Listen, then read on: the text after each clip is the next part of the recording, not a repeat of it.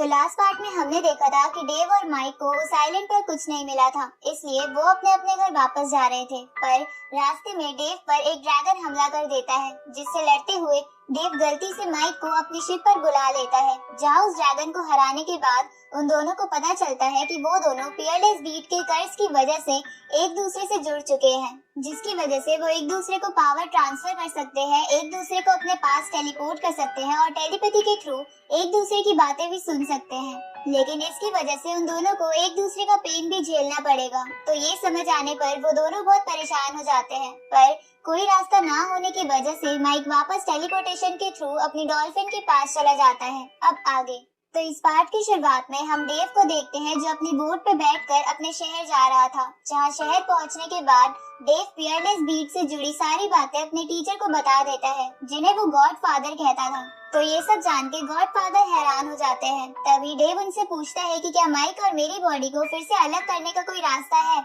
जिसपे God father उसे बताते हैं कि फियरलेस बीट एक कर्ज की तरह है, जो तुम दोनों को एक साथ जोड़ता है। तो कोई स्पेशल चीज ही तुम्हें इस कर्ज से आजाद करा सकती है। इसके बाद गॉड फादर डेव से कहते हैं कि ब्लू डोमेन यानी माइक के शहर के लोग वैसे तो इंसान ही हैं, पर उनके रहने और जीवन जीने का तरीका अलग है, जिसकी वजह से हो सकता है कि इस कर्ज की वजह से कल्टीवेशन में प्रॉब्लम हो। ये सुन के डेव सोच में पड़ जाता है। तो गॉड फादर उसे कहते हैं कि तुम्हें चिंता करने की कोई जरूरत नहीं है, तुम बस अपनी ट्रेनिंग पर ध्यान दो। तो ये सुन के डेव उन्हें सभी चीजों के लिए थैंक यू बोलता है। इस तरह हम माइक को देखते हैं, जो ब्लू डोमेन पहुंच जाता है, जहां पहुंचने पर वो सोच रहा था कि उसे कुछ मिला भी नहीं, ऊपर से उसके ऊपर फियरलेस बीट का कर्ज लग गया। तभी माइक को याद आता है कि हो सकता है उसकी फैमिली के ग्रैंड एल्डर के पास इस कर्ज को ठीक करने का कोई सॉल्यूशन हो। उसी समय माइक के फादर उसे वहां देख लेते हैं और उसे चेन से बांधकर जमीन पर ले आते हैं, लेकिन इसकी वजह से जमीन से टकराने के कारण माइक को बहुत दर्द होता है। तभी उसके फादर उससे पूछते हैं कि क्या तुम्हें फियरलेस बीट मिल गया, जिसपे माइक उन्हें कहता है कि उसे कुछ मिला ही नहीं, क्योंकि उस आइलैंड पर कुछ था ही नहीं और वो बस एक बेकार सा आइलैंड था। ये सुन के माइक के फादर सोच में पड़ जाते हैं कि ऐसा कैसे हो सकता है कि उस आइलैंड पर कुछ ना हो। तभी माइक अपने फादर से कहता है कि प्लीज मुझे थोड़ी देर के लिए अकेला छोड़ दो,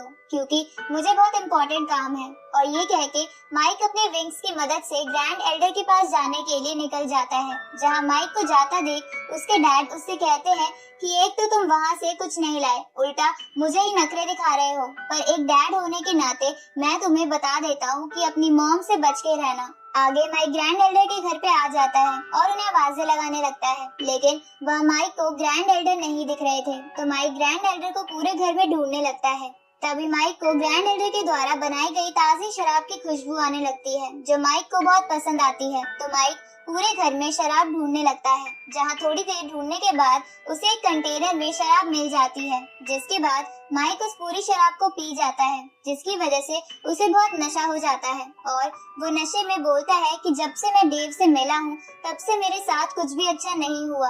ऊपर से इस बेकार से फियरलेस बीट की वजह से हम दोनों एक हो गए हैं, इसलिए मुझे जल्द ही इससे आजादी पानी होगी। इसके बाद माइक और शराब पीता है। इधर हम डेव को देखते हैं, जो अपनी शहर की मार्केट से होता हुआ कहीं जा रहा था, जहां जाते हुए वो निराश होते हुए सोचता है कि गॉड फादर को भी फियरलेस बीट के कर्ज को तोड़ने का सॉल्यूशन नहीं पता, इसलिए उसे कोई रास्ता ढूंढना होगा।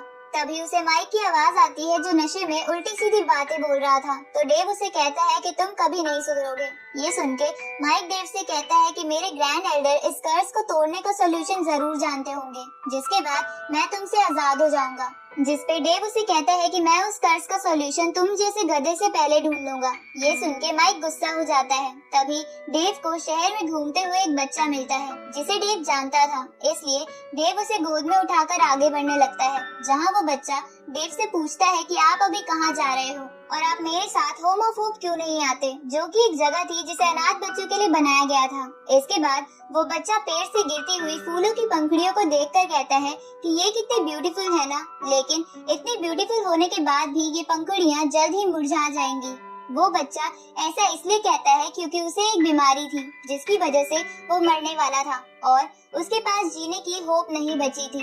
अब ये सब सुन के उस बच्चे को होप देने के लिए डेव उसे कहता है कि हाँ, फ्लावर्स जितने ब्यूटीफुल होते हैं वो उतने ही जल्दी मुरझा जाते हैं, पर लॉर्ड ऑरेकल ने मुझे बताया था कि इस दुनिया में एटर्नल फ्लावर्स भी पाए जाते हैं जो कभी भी नहीं मुरझाते। जिस पे वो बच्चा डेव से पूछता है कि क्या आप सच कह रहे हो। तो डेव उस बच्चे से कहता है कि हाँ, क्योंकि मुझे ये बात लॉर्ड ऑरेकल ने बताई थी और वो कभी झूठ नहीं बोलते। अब डेव उस बच्चे को गोद से उतार देता है और उसका हाथ पकड़ के चलने लगता है। जहाँ चलते हुए बच्चा डेव से कहता है कि अगर पॉसिबल हुआ तो मैं उन एटर्नल फ्लावर्स को जरूर देखना चाहूंगा। तो डेव उसे कहता है कि हाँ जरूर, जब तक तुम मिस डैंग यानी होम ऑफ होप के इंचार्ज का कहना मानते रहोगे और खाना टाइम पे खाओगे, तब तक तुम्हारे एटर्नल फ्लावर्स को देखने की चांसेस और बढ़ते जाएंगे। इसके बाद डेव उस बच्चे से कहता है कि चलो मैं आज तुम्हें पतंग उड़ाने के लिए लेके चलता हूँ। ये सुन के वो बच्चा बहुत खुश हो जाता है, पर तभी उसकी बीमारी उस पे हावी होने लगती है, जिसकी वजह से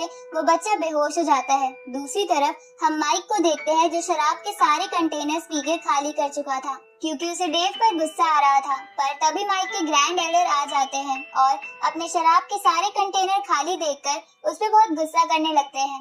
तो माइक उनके गुस्से से बचने के लिए ग्रैंड एल्डर से कहता है कि मैं बस अपने कर्ज का सॉल्यूशन लेने यहाँ आया था। पर ग्रैंड एल्डर को इस बात पे यकीन नहीं आ रहा था। तो माइक उनसे कहता है कि क्या मैं आपको ऐसा इंसान लगता हूँ जो शराब पीने के लिए आपके घर में घुस जाऊँ, जिस पे ग्रैंड एल्डर हाँ करते हैं। तो माइक उनसे कहता है कि अगर आपको ऐसा लगता है तो ठीक है, पर आप मुझे मेरे कर्ज को तोड़ने का कोई सॉल्यूशन बता दो। ये सुन के ग्रैंड एल्डर माइक को अपने पास लाकर उसे चेक करने लगते हैं और चेक करने के बाद उसे कहते हैं कि तुम्हारी स्पिरिचुअल एनर्जी बिल्कुल फुल है और तुम्हारी एलिमेंटल पावर भी ठीक काम कर रही है, इसलिए तुम पर कर्ज लगे होने का तो कोई सवाल पैदा नहीं होता। इसलिए तुम जरूर मुझसे झूठ बोल रहे हो ताकि तुम आगे भी मेरी शराब चुरा सको।